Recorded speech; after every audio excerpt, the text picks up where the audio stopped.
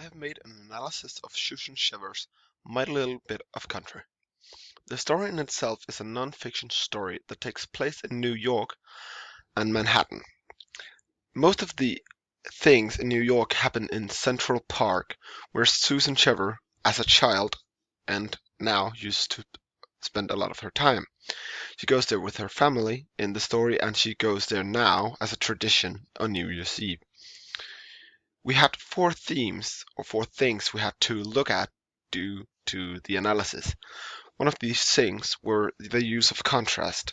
This is the suburban and the urban, where she talks about how the life is in the country and how she talks about the life in the city.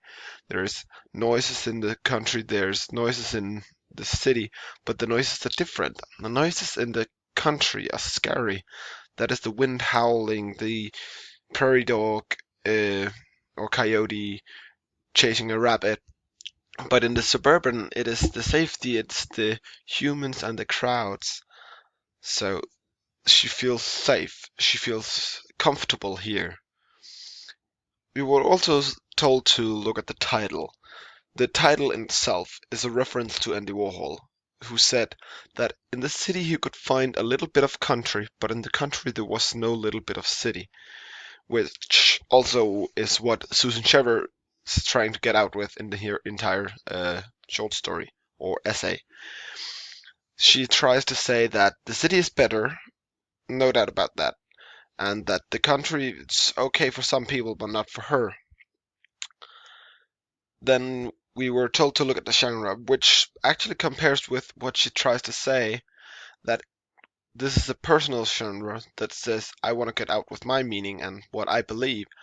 And she says, delicious carousel and bright stallions when she talks about the things, the Ferris wheels and stuff like that in Central Park, where that people in the country they ride horses and real life ponies, but well, it's not the same. It's not as good as our delicious carousel and our bright stallions.